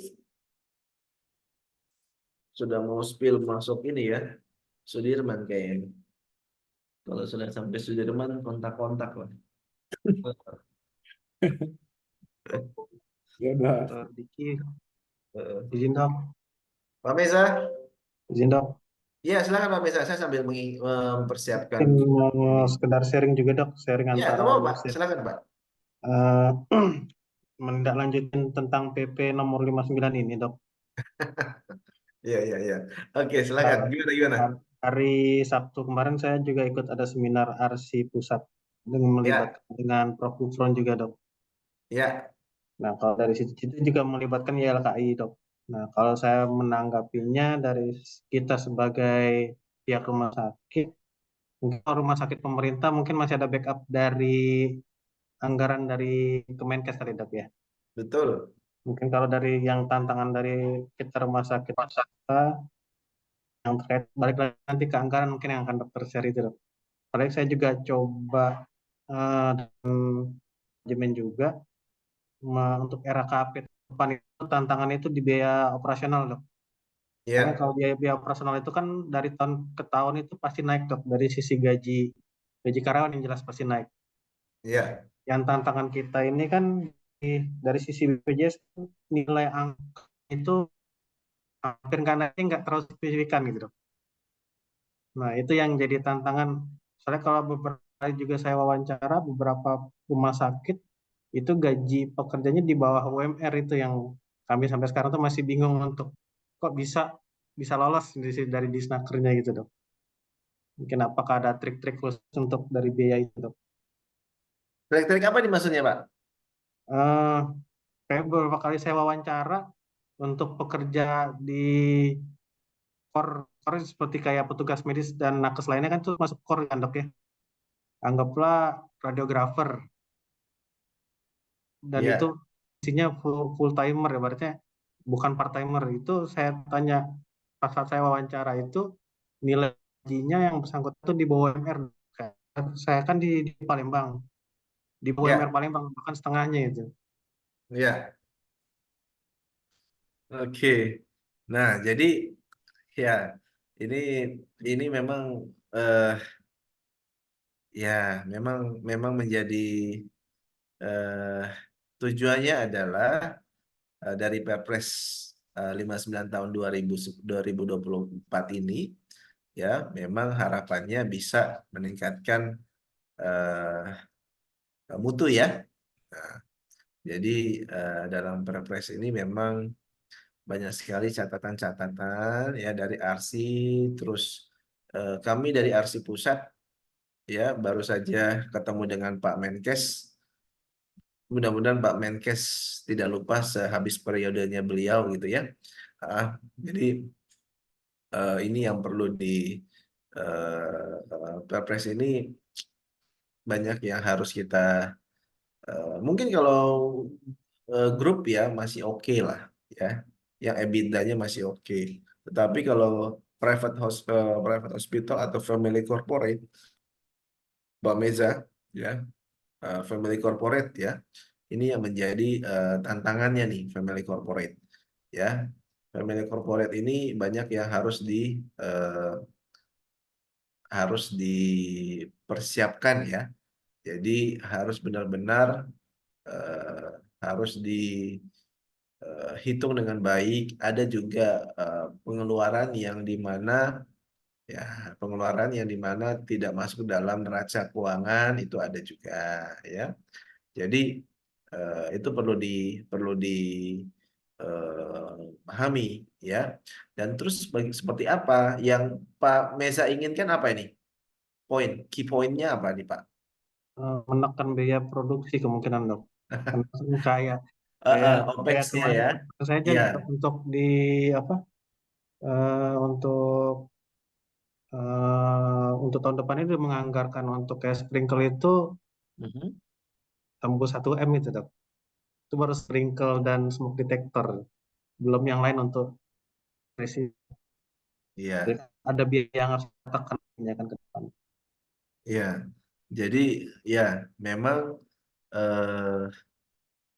OPEX itu ya atau untuk di OPEX itu ada HPP ada COGS ya itu perlu ditekan ya. Apa yang mau ditekan? Saya tanya, kalau dari sebagai praktisi ya ditekan itu ditekan itu dia berpengaruh tapi tidak signifikan Pak Meza, tidak signifikan. Mau jungkir balik, mau perumahkan orang dan seterusnya tidak akan signifikan. Itu pengalaman saya. Yang ada Pak Meza akan keluar pengeluaran di situ karena merumahkan ya. Itu harus dicatat betul-betul tuh Pak Meza. Ya. Belum lagi berurusan dengan serikat dan pengadilan hubungan industrial. Kemudian ada lagi mereka sudah pintar-pintar pesangonnya sekian rupiah dan seterusnya itu sudah. Nah, itu. Nah, kemudian seperti apa dong lagi Pak Diki ya? E-katalog juga obatnya rebutan ya. Di e-katalog obat-obatannya ya rebutan. Sudah rebutan sudah habis, akhirnya beli sendiri. Bagaimana mau nekan? Ya, gitu loh. Ya, itu praktisinya. Ya, seperti apa kita mau nekannya? Nah, artinya berhubungan, iya berhubungan, tapi tidak signifikan. Yang harus kita lakukan adalah meningkatkan pendapatan. Pak Diki, saya 95% atau 99,9% BPJS Kesehatan. Bagaimana apa yang harus kita lakukan? Ya, cari pelayanan yang tidak membutuhkan BPJS Kesehatan. Sebagai contoh, ya, sebagai contoh programnya Dr. Meza, sayapnya dilebarkan. Caranya adalah harus seperti Medika Plaza, harus seperti Tirta, ya. Karena di situ medical check up jemput bola, ya. Tapi pakai para klinik-klinik itu atau para klinik itu membutuhkan hospital. Kalau Dokter Meza di hospital sudah menang banyak dibandingkan klinik-klinik Medika Plaza, Tirta, ya, dan seterusnya untuk bekerja sama untuk mendapatkan corporate yang bekerja sama untuk mereka setiap tahun biasa menjatakan untuk untuk perusahaan sedang, ya, itu perusahaan sedang, ya, jangan Nestle lah. Kalau perusahaan sedang itu perusahaan-perusahaan sedang itu mereka sudah untuk dari HRD-nya untuk kesehatan sudah persiapkan 3M setahun untuk medical check up, ya. Ambillah satu perusahaan 200 juta gitu loh. Nggak usah banyak-banyak, tapi Pak Meza ambil bekerja sama kejar, ya, untuk 10 perusahaan atau sampai 20 perusahaan, ya. Jadi OPEX-nya akan ketutup di situ, ya. Tetapi dijaga juga, ya, ini saya sampaikan, harus juga Pak Meza, harus jaga juga bagaimana banyak sekali, ya, kalau rumah sakit yang sudah TBK, Siloam, Mitra Keluarga, mereka punya PKS itu rigid sekali, ya, saklek sekali, ya. Tapi kalau yang family corporate itu kadang suka tidak diurus perjanjian kerjasamanya, ya. Itu harus dilihat, ya. KPI-nya seperti apa? Kalau dia melakukan kesalahan harus dicatat, ya. Jadi otomatis kalau kita mau merumahkan seseorang atau merumahkan karyawan, ada dasarnya, basicnya bahwa KPI-nya tidak tercapai. Sehingga yang bersangkutan tidak perlu diberikan pesangon. Karena memang ada KPI-KPI yang ada yang harus dikencangkan sesuai target yang diharapkan. Gitu. Ya Pak ya. Jadi itu berhubungan berpengaruh, tapi nggak signifikan. Gitu ya. Jadi bagaimana mau kencangkan pendapatan ruang operasi kalau kita malah mengurangi perawat-perawat di ruang operasi. Sedangkan situ revenue-nya. Ya soalnya perawat di OK itu tinggi-tinggi pendapatannya Pak Diki. Ya memang begitu karena ya karena mereka revenue center di situ mau tidak mau, ya. Nah, jadi itu ya, kepakan sayapnya harus dilebarkan, ya. Jadi kita harus cari apalagi, misalnya kecantikan boleh, kemudian apalagi vaksin boleh, vaksin untuk anak ya, apalagi hal-hal inovasi-inovasi itu Dokter Winda, Dokter Tiara, Dokter Yohana itu perlu, ya. Itu aja Dokter Yohana apa yang diperlukan di sana, ya, Dokter Yohana, ya kan? Nah, Dokter Yohana di sana dibutuhkan pelayanan apa, ya, mereka. Oh, mereka nggak suka antri, ya, atau pejabat-pejabatnya maunya service excellent, ya, dan seterusnya, dan keluarganya, ya. Nah, jadi dari dana daerah ya harus dikucurkan juga fresh money-nya, ya. Jadi itu harus dipersiapkan, ya, Dokter Yohana ya. Eh, itu ya. Jadi beda lagi, ya Pak Meza, kurang lebih seperti itu Pak Meza, ya. Puas ya Pak Meza ya, mudah-mudahan, ya. Sebenarnya masih mau tanya sih Pak Diki, ya, cuma memang ini kayaknya curahan hati betul kayaknya ini ya. jadi apa yang harus lakukan strategi gitu kan? Udah nggak bisa diapa-apain. Saya nggak mau bilang JSN ini monopoli ya, enggak, ya. Kalau dulu akreditasi KARS kan satu-satunya, ya kan? Nah, tiba-tiba sekarang sudah banyak lipa-lipa lagi yang lain, lembaga akreditasi yang lain, ya, eh, sehingga apa namanya, bertanding lah, ya, ada yang lebih murah dan seterusnya, begitu ya Pak ya. Itu dan Mbak Meza siap-siap, asuransi itu sudah akan kompleks hampir sama dengan JKN. Mereka sudah pakai inasibijis gitu ya. Tapi kita sudah tantang prudensial, Art Medica itu kamu jangan begitu. Tapi mereka pintar juga, Pak Meza. Mereka datang satu persatu ke rumah sakit. Kamu nggak melalui ARSI. Check it or leave it, dia bilang. Waduh, gitu kan. Repot juga gitu kan. Kalau kita nggak kasih mereka minta clinical pathway, mereka minta cara main kita, mereka minta tarif terbaru kita, mereka minta sekian persen eh, diskon dan seterusnya. Ya, Nah, kemudian banyak sekali yang mereka minta. Jadi hampir sama dengan BPJS Kesehatan. Ya, jadi itu ya tantangannya itu. Jadi terus apa dong Pak Diki? Ya tadi saya sampaikan, fresh money yang dikejar, itu ya fresh money-nya. Ya itu yang harus dipersiapkan. Oke, ada lagi Pak?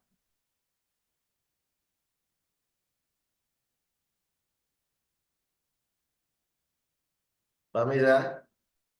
Banyak sebenarnya kalau kita bahas Permenkes 59 banyak sekali bentrokannya, tapi saya nggak mau. Ya itu sudah, ya sudah Perpres, ya sudah harus diikuti. Kami dari ARSI selalu audiensi Bu Lenda tuh, audiensi terus ya. Eh, jadi hari ini pun juga kami ketemu dengan Pak Menkes. Ya ada Pak Sundoyo juga, ya staf khususnya dan seterusnya ya untuk bicarakan hari ini ya. Ya karena 3.005 rumah sakit ini ya sudah menurun juga karena kris ini sudah harus dipersiapkan Juli ya Pak Meza kan 2006 2025 kan. Hmm. Ya itu belum lagi kita belum IMR aja belum selesai gitu loh ya. IMR-nya orang para developnya masih jebol-jebol, malware-nya masih di mana-mana, cyber security-nya nggak kuat ya. Ya, jadi bagi Dokter Lendato, Dokter Arya, Dokter Febri yang sudah siap di rumah sakit sebagai manajemen, mau menjadi manajer apa saja udah jago, ya, karena manajemen risikonya banyak banget, ya. Jadi eh, paham dengan hal itu, ya, Dokter Putri ya, Dokter Putri simak dulu lah, ya, Dokter Yanto, ya, Dokter Rehan, ya, Dokter Akila, Dokter Ayuda, Dokter Ayuda udah nyampe ya, udah ya. Heeh. Eh, udah nyampe ngebut ya. Heeh. Nah, Enggak itu. dok.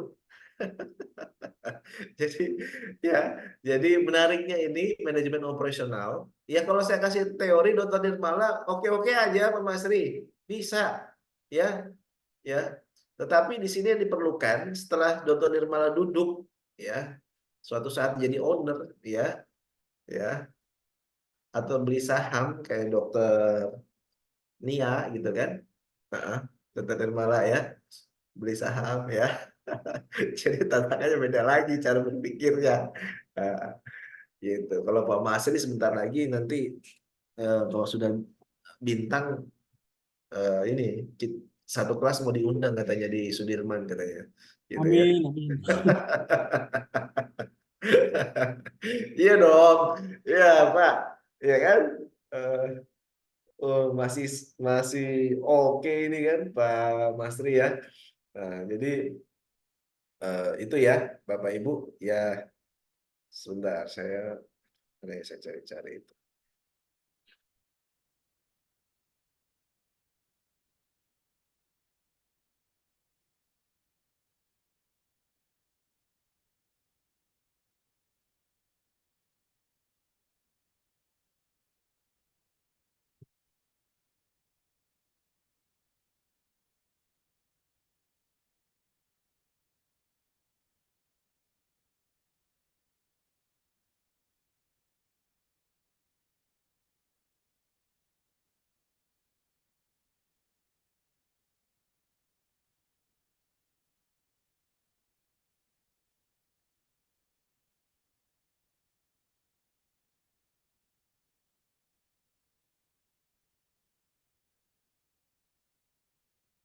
Bu Nirmala, mau bertanya?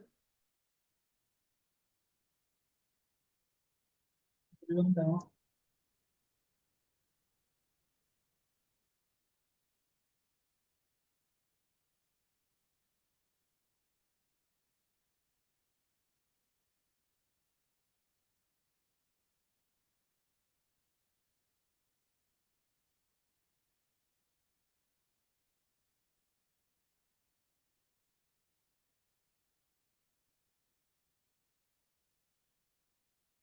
Oke, terakhir ya, Bapak Ibu, saya ingin menyampaikan Bapak Ibu, suatu saat nanti Bapak Ibu wajib memahami.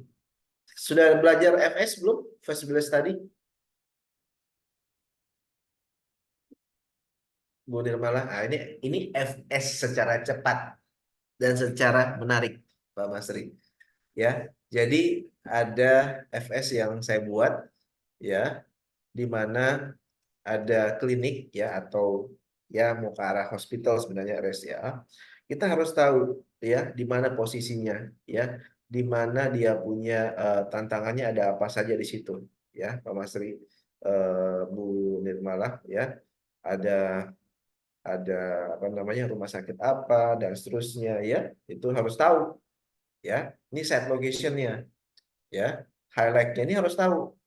Ini adalah FS, ya, FS ya cepat lah, ya. Tapi harus tahu kira-kira layak nggak Dokter Eri, Dokter Yanto bangun ini, ya, di sini, ya. Nah, itu ini seperti apa lokasinya, ya, berapa kilometer dan seterusnya dari stasiun dan seterusnya, ya, itu harus tahu. Kemudian di FS-nya juga harus tahu, ya, mana tantangannya, ya, SWOT-nya, ya, strength-nya, weakness-nya, opportunity-nya, threat-nya, ya, itu harus tahu, ya, di mana ancamannya ada apa saja di sini. Ternyata ada skin klinik, klinik gigi, ya, apotik, ada rumah sakit Hermina dan seterusnya, ya. Itu dia kekuatannya tadi ini, ya, ada beberapa tempat, ya, yang mendukung kalau kita bangun. Nah, misalnya kita bangun di sini posisinya, ya. Ini salah satu proyek saya. Nah, ini yang ditanyakan Pak Masri nih, ya. Totalnya perencanaannya sekian, ya, 786,37 meter persegi, ya. Ini, ya, ini yang dibangun, ya, totalnya itu 800 sampai 1000 lah, ya. Koefisien dasar bangunan ini sudah dipotong sama ini, ya, GSB dan seterusnya, ya. Nah, ini harus diketahui lahannya seperti ini. Jadi yang bisa dibangun, ya, kurang lebih ya sekian lah. Ya.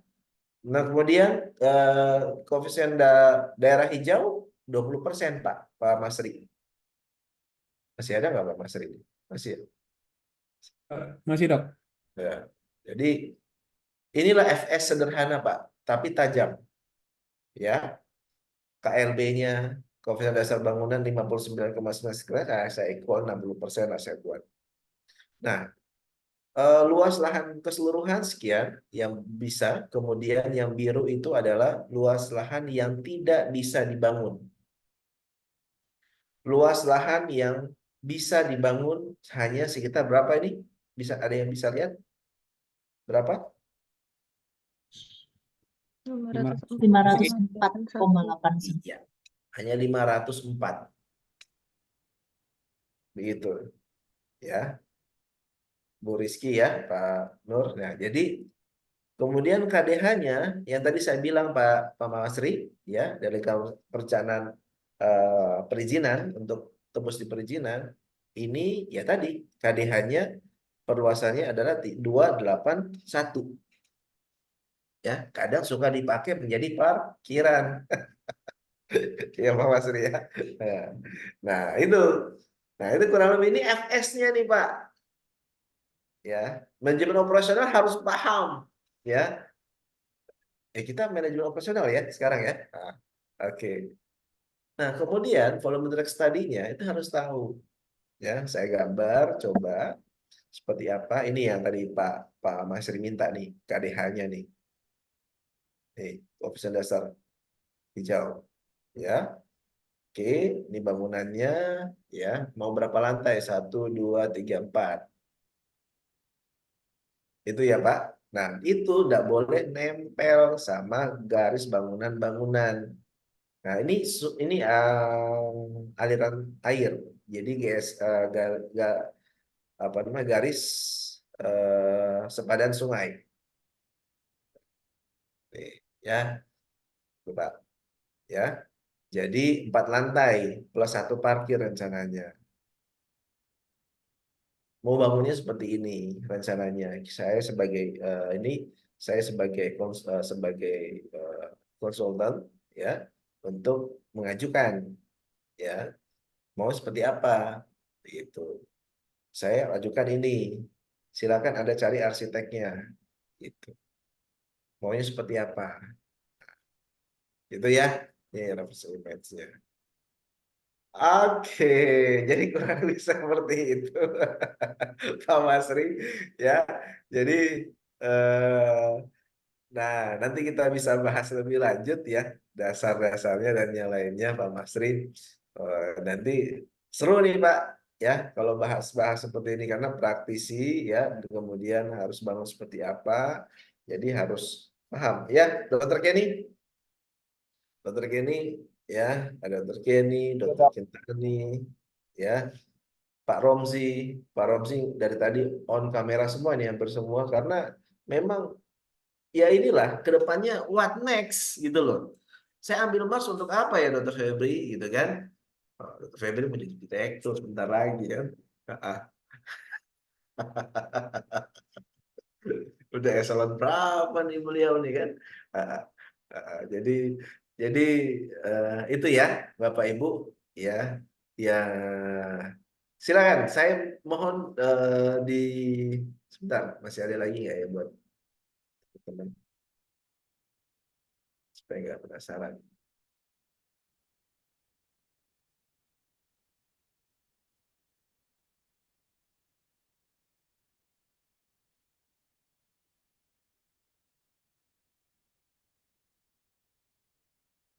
Bentar ya,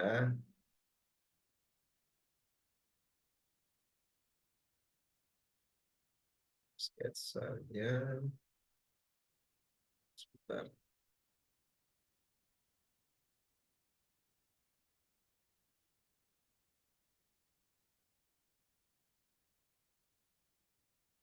Oh ini saya perlu perlihatkan. Ini salah satu contoh proyek saya.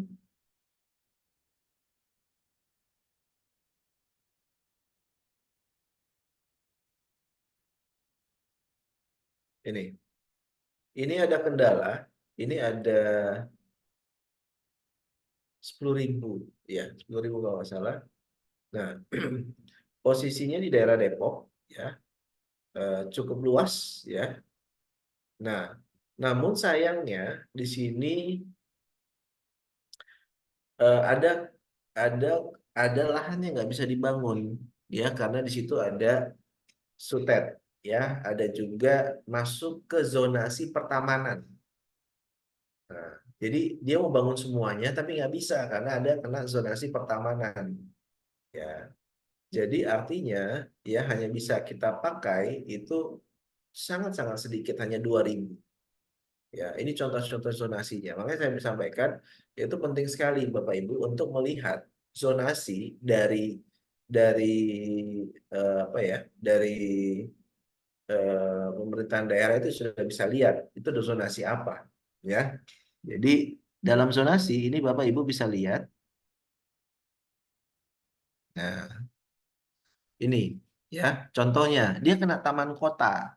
Ketentuan umum zonasi kawasan peruntukan perdagangan dan jasa sebagaimana dimaksud pada diarahkan dengan ketentuan umum intensitas pemanfaatan ruang meliputi ada dasarnya. Tapi ada lahan yang kena perencanaan berada pada zonasi peruntukan taman kota.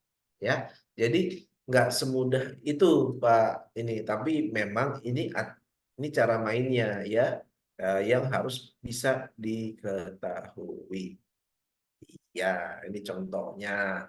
Jadi artinya kesimpulannya adalah eh, untuk membangun manajemen operasional manusia sudah oke.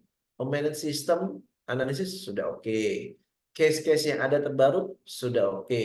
RC juga sudah buat solusinya untuk pemasaran sudah baik ya. Tetapi suatu saat nanti ya Bapak Ibu harus paham bagaimana Dr. Lendatu, Dr. Arya ya mampu bisa Dr. Mentari, Dr. Akila, ya, Dr. Romzi, Dr. Salsabila, ya, ini mampu bisa mengetahui praktisi di lapangan seperti apa, ya.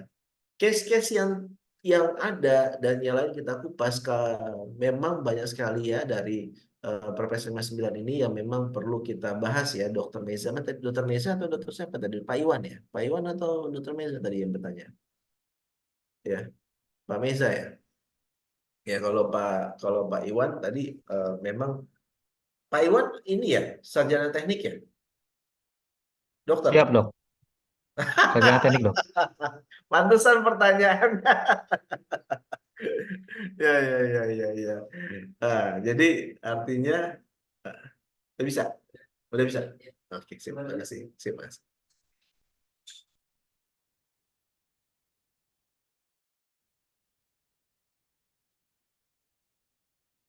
Ya, jadi Pak Iwan, ya, yang tadi saya sampaikan tadi, ya, kalau Pak Iwan pasti, ya ini ada sahabatnya nih Pak Iwan nih, ini konsultan juga nih pasti, ya, Pak Iwan nih, ya, jadi artinya ini yang perlu dipersiapkan. Kita sebagai manajer operasional di dalamnya, yang tadi saya sampaikan kepada Bapak Ibu sekalian, ya,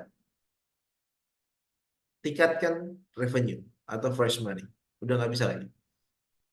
Ya, jadi Pak, ini rumah sakit udah nggak ada uangnya Pak, ya bayar dokter aja udah susah nih, ya Dokter Meza ya, mungkin rumah sakit tetangga ada rumah sakit Dokter Meza enggak, ya.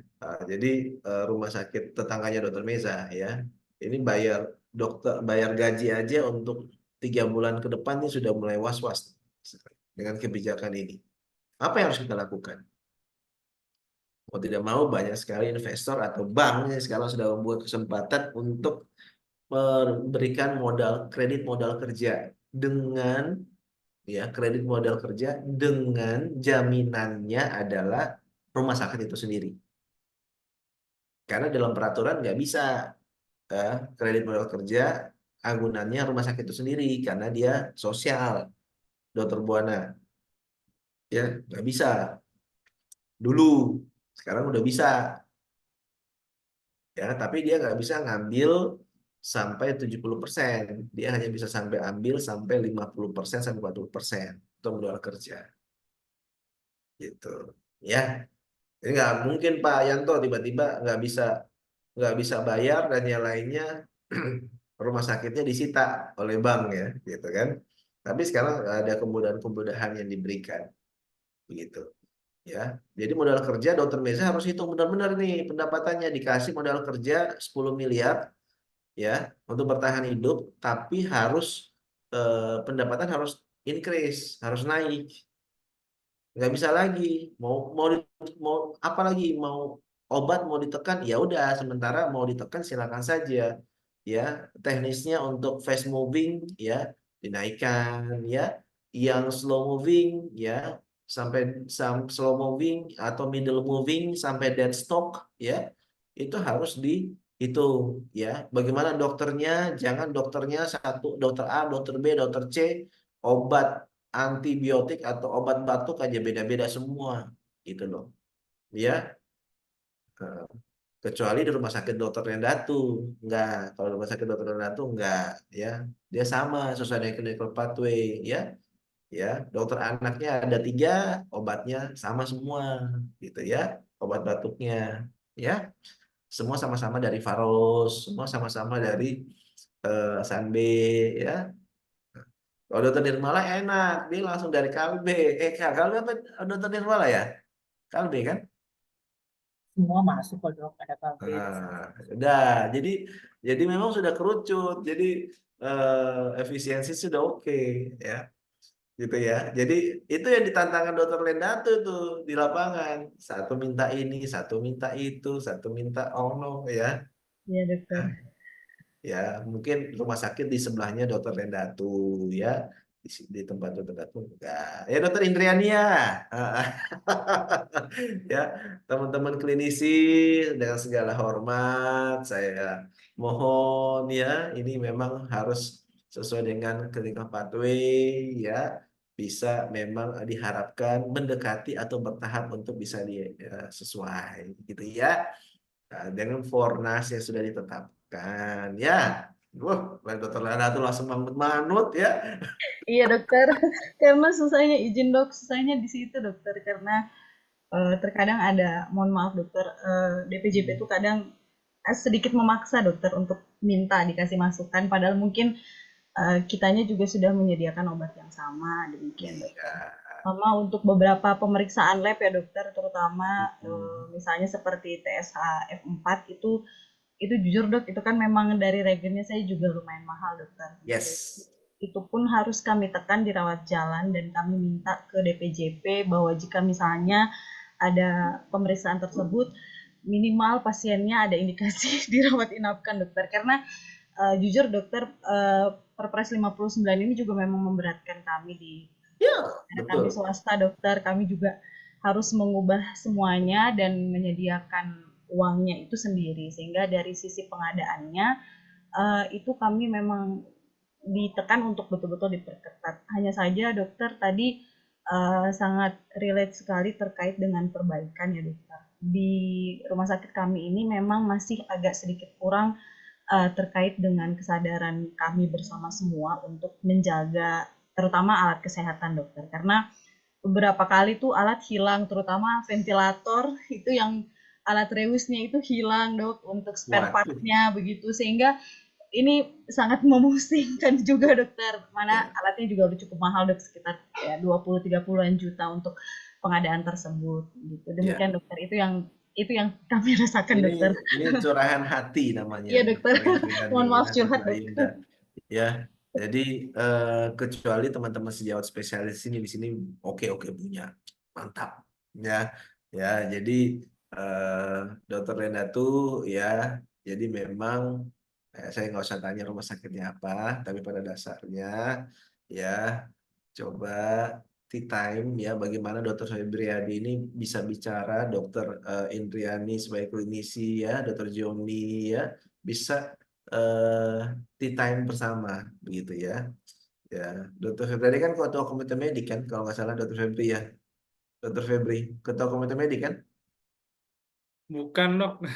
Oh ya. Tapi Bukan. yang didengarkan oleh para DPJP ya, minta tolong bersuara ya. Jadi artinya bisa berkomunikasi ya, tea time ya, Dokter Febri dan teman-teman sejawat klinis ya, teman sejawat spesialis ingin tea time bareng dengan manajemen. Kemudian tidak sampai situ aja Dokter Lenda tuh, timnya Kesmiknya ya, praktisi Kesmiknya jemput bola, maumu apa gitu loh. Ya, maunya Kesmik apa, mana yang saya bantu, kalau yang ini ntar dulu ya, yang ini bisa saya bantu ya Dokter Lenda tuh ya. Ya, diagnosa primer sekundernya coba ya, awas hati-hati saya bicara, nggak boleh fraud ya.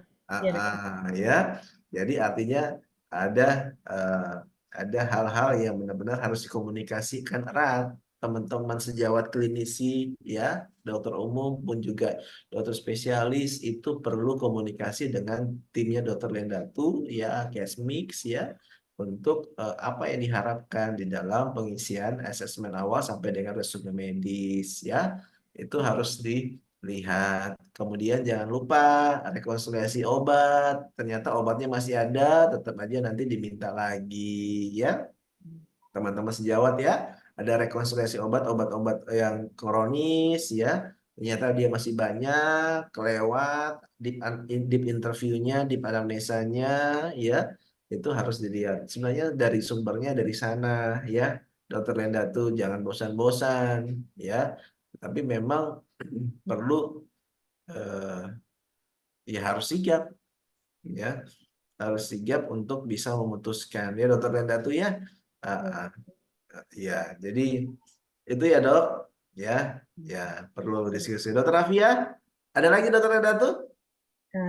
Mungkin sedikit dokter, jadi Ya, silakan. mungkin terkait dengan tea time ini, mohon maaf izin dok, ini mungkin hanya di tempat kami dok, karena ada beberapa memang di PJP yang mungkin agak sulit kami masuki dokter, terutama mungkin dari segi background kami ini dok, ada satu manajer pelayanan juga yang masih mengambil sekolah dok, masih dan saya Mars gitu dok, tapi untuk direktur sudah S2 dan Silakan Dokter Ayunda, maghrib dulu silakan Dokter Ayunda tuh. ya, sudah Fiskwa dokter, sehingga mungkin agak lebih sulit untuk dimasuki dan mungkin ada beberapa trik yang harus dilakukan supaya tetap didengar dokter, karena ya background kami masih S1 kan dok, begitu, jadi memang itu agak kesulitan di situ dokter, masalah komunikasi lagi dokter, pendekatan. Ya, jadi jam terbang sebenarnya itu pelajaran Dokter Febriadi ya.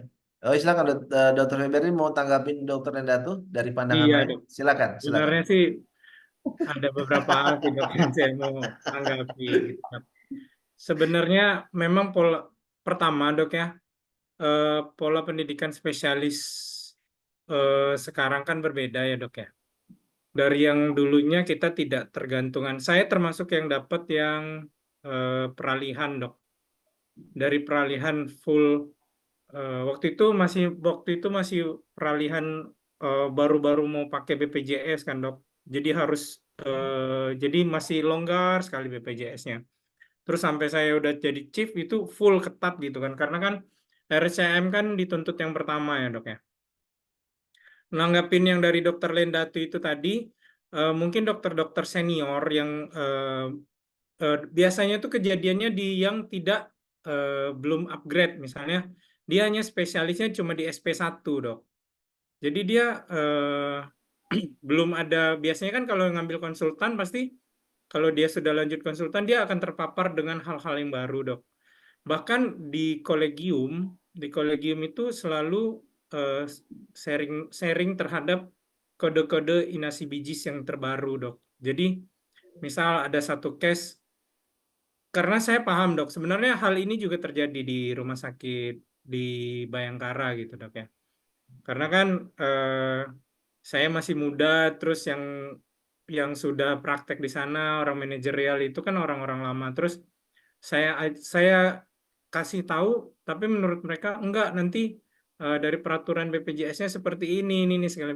Saya bilang enggak, ini ada dasarnya, ada PNPK-nya, itu semua dari kolegium. Jadi saya sarankan ke tim Kesmik di Rumah Sakit Bayangkara saya sendiri itu, saya terserah, maksudnya spesialis lain kalau nggak mau terserah, saya bilang.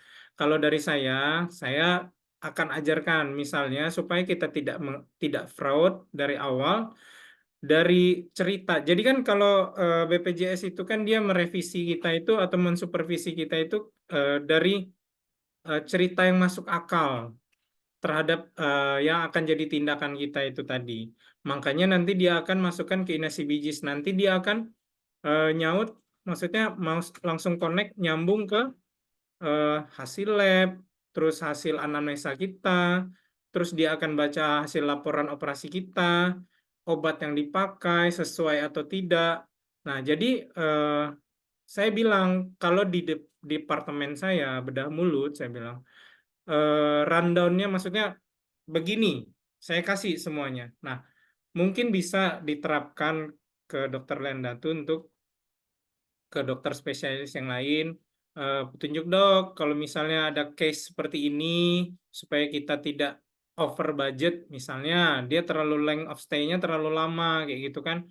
Biasanya itu yang jadi masalah, length of loss-nya itu yang terlalu lama itu tuh, jadi kan tambal sulam kita untuk di bagian perawatan itu kan jadi banyak, kayak gitu. Jadi misalnya biasanya yang paling banyak tuh stroke, sakit stroke, terus itu di bagian saraf, terus di bagian penyakit dalam, pasien yang ada paru-paru ya, kalau misalnya itu tuh dia selalu sesak, terus kita mau imbus kayak gimana pun juga, maksudnya kita push terus ngasih obat ke pasien itu kondisinya akan tetap sama kayak gitu. Jadi maksudnya tetap harus ke dokter spesialis yang di dalam yang berpraktek itu tuh tetap harus mau gimana pun pasti didatengin, kita pasti kena omel juga, ya kan dok?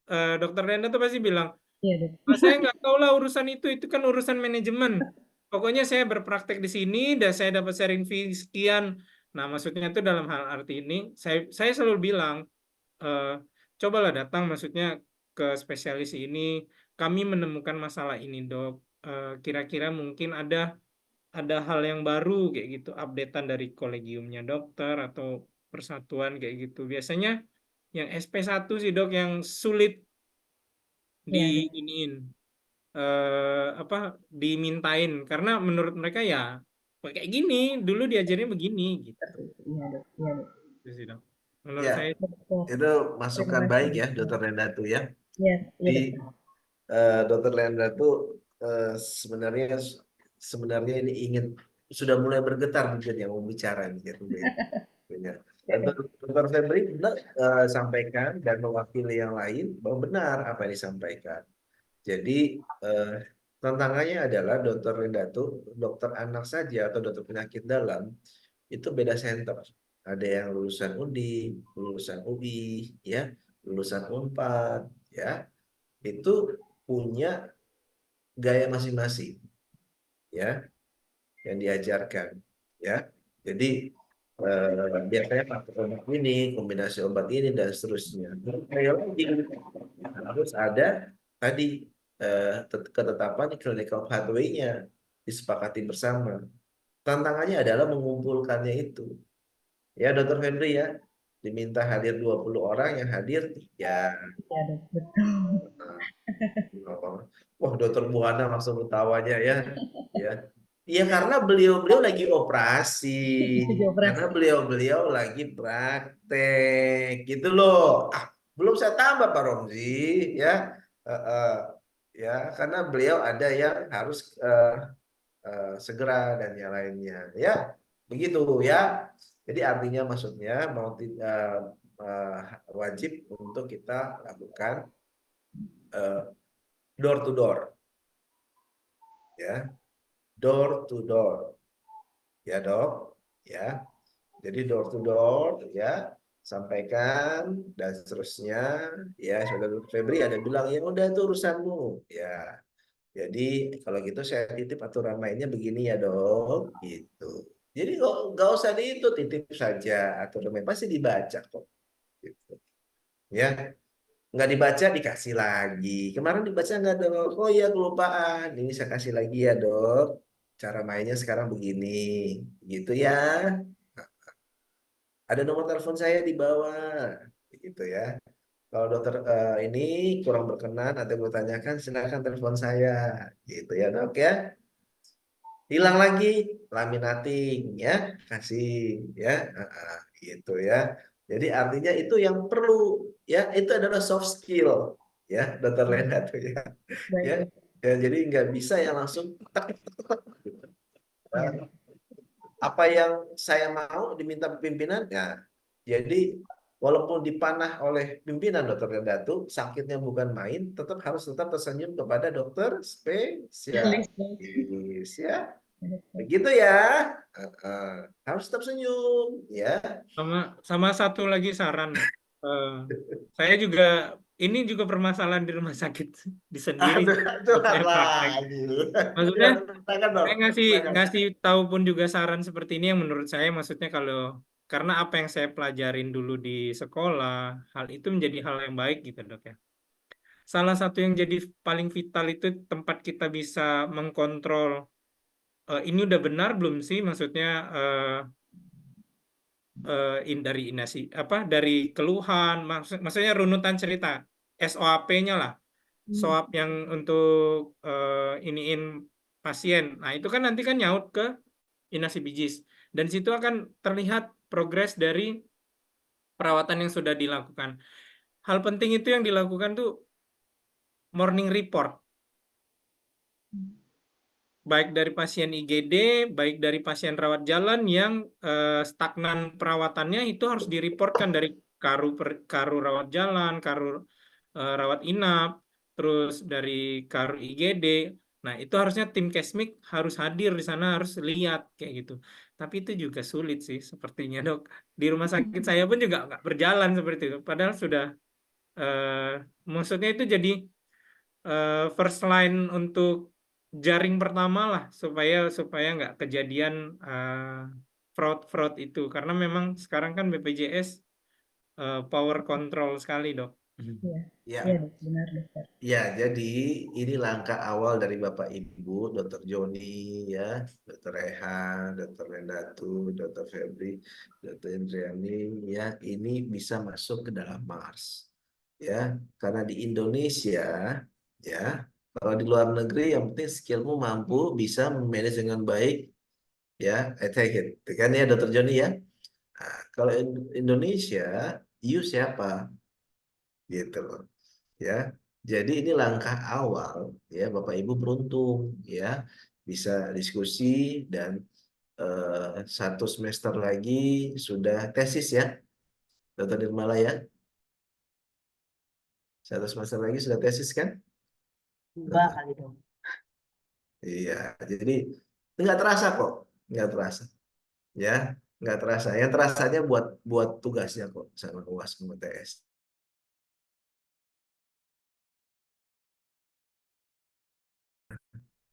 Gitu ya. Jadi Dr. Lendatu, ya, Dr. Febri, Pak Masri, ya, Dr. Aryan, Dr. Cindy, ya, Dr. Kenny, ya. Nah, kita akan diskusi yang Pak Ketua, Pak Sis, habis sholat tadi ya, terima kasih, ya. Jadi artinya ini perlu dipersiapkan, ya. Manajemen operasional, kenapa saya terjunkan ini? Karena memanage operasional ya ini, gitu loh, ya.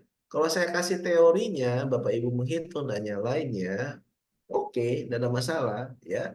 Feasibility study aja itu harusnya saya buat 3 bulan, ya, timnya, ya, harus cepat. Analisa beban kerja, kemudian unit cost itu perhitungannya harus cepat, ya. Jadi artinya harus sudah dipersiapkan dengan baik. Oke, Dr. Joni, ya, titip tim di sana, semoga tetap tersenyum seperti Dr. Lendatu, ya. Jadi kalau Pak Masri, karena saya pernah di rumah sakit RST tingkat 2 Harjanto, kalau sudah Pak Masri minta, saya yakin semua berjalan dengan baik, gitu. Baik, ya, lurus, mentok, balik badan lagi ke Pak Masri. Siap, Pak Masri.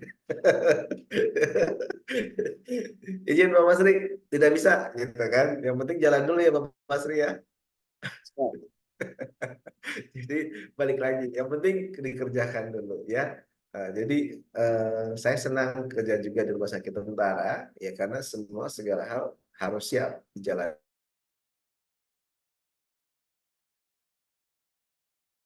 Adalah ya tadi ya, memang harus dipersiapkan. Oke, demikian Bapak Ibu ya, karena saya pakai waktu istirahat Bapak Ibu ya, dan Bapak Ibu sudah apa namanya, untuk bisa kita next ya, untuk pertemuan selanjutnya 2 minggu lagi ya, atau minggu depan 2 minggu lagi ya, ya. Ya, jadi untuk manajemen operasional seperti ini, saya lebih banyak ada teori, ada juga praktisnya, karena Bapak Ibu yang akan bawa adalah semuanya di lapangan. Demikian dari saya, ya. Saya kiranya berkenan, Dr. Buana, untuk highlight, bisa dibantu Dr. Buana highlight hari ini. Yang Dr. Buana dapatkan. Selanjutnya perwakilan untuk apa namanya ladiesnya Dr. Winda. Ya, Dr. Buana silakan. Ya, jadi kurang lebih dari manajemen operasional kali ini kita mempelajari bagaimana tentang operasional rumah sakit itu sendiri, bagaimana perhitungan-perhitungan juga, baik bukan hanya secara operasional dasarnya juga, tapi kita sudah menghitung juga apabila kita ingin membangun rumah sakit itu sendiri. Dan beberapa aspek juga bisa kita lihat apabila kita ingin membangun rumah sakit, kita juga harus bisa melihat beberapa aspek. Jadi luas bangunannya, terus habis itu berapa persen yang bisa kita bangun untuk jadi bangunannya, terus habis itu untuk lahan hijaunya juga berapa persen kita dapatkan, seperti itu. Kurang lebih seperti itu. Ya, terima kasih Pak Buana Maheswara Harsha. Selanjutnya Bu Winda. Baik, izin dok, sedikit highlight untuk mata kuliah hari ini. Berarti kita pertama harus memikirkan, mempertimbangkan, dan juga bisa memprediksi penghitungan baik dari sisi pembangunan rumah sakit, secara fisik dari berbagai aspek, dan juga pentingnya koordinasi dengan pihak terkait baik eksternal maupun internal, baik itu dalam sisi operasional rumah sakit dalam pelaksanaan pelayanan di rumah sakit nantinya. Baik, ya, terima kasih dari Dr. Buana, Dr. Winda mewakili Bapak Ibu ya yang luar biasa hari ini, dan dari segala sesuatunya ya saya sangat berharap Bapak Ibu tahap demi tahap anak tangga terus memahami tentang operasional manajemen operasional ini hospital ya untuk rumah sakit ini bisa mampu Bapak Ibu bawa dan juga dapat dimengerti ya. Memang dalam superficial nanti kita akan terus mempelajari lebih dalam lagi dan Bapak Ibu akan terus memahami lebih dalam setiap keputusan ya. Nanti mudah-mudahan minggu depan saya akan mencoba untuk Bapak Ibu mengantarkan untuk bisa mengungkapkan kebijakan dalam membaca keuangan ya. Mudah-mudahan bukan belajar accounting ya, bukan belajar ini kan, tapi saya ingin Bapak Ibu ini loh yang dilihat untuk menetapkan kebijakan dan seterusnya ya. Oke, demikian Bapak Ibu ya, terima kasih sudah. Tolong bisa dibantu foto dulu siapa? Pak Ketua, Pak Sis. Siap dok. Ya. Oke.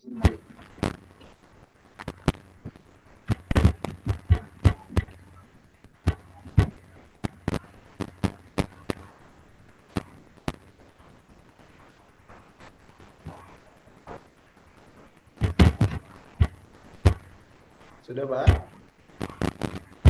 Siap, sudah dok. Sudah ya. Oke, kalau memang tidak sudah cukup, nanti kita akan diskusi lebih lanjut lagi. Pak ini ya, Pak siapa? Pak Ketua, Pak Yanto perlu tugas nggak Pak Yanto? Ya dok. Pak Yanto perlu tugas nggak? Para dokter sih dok. Kami ikut aja dok. Oke. Ya, jadi ya saat ini cukup ya untuk Pak Febri. Ada lagi Pak, aman ya? Sudah ya Pak Febri ya? Oke, baik. Terima kasih untuk semuanya, untuk Bapak Ibu. Mudah-mudahan pertemuan kita diberkahi dan semuanya berjalan dengan lancar, diberikan kesehatan. Hormat saya selalu untuk Bapak Ibu. Wabillahi taufiq wal hidayah. Wassalamualaikum warahmatullahi wabarakatuh. Waalaikumsalam. Terima kasih Bapak Ibu. Terima kasih dok. Terima kasih dok. Dokter. Izin live ya. Iya dok, terima kasih.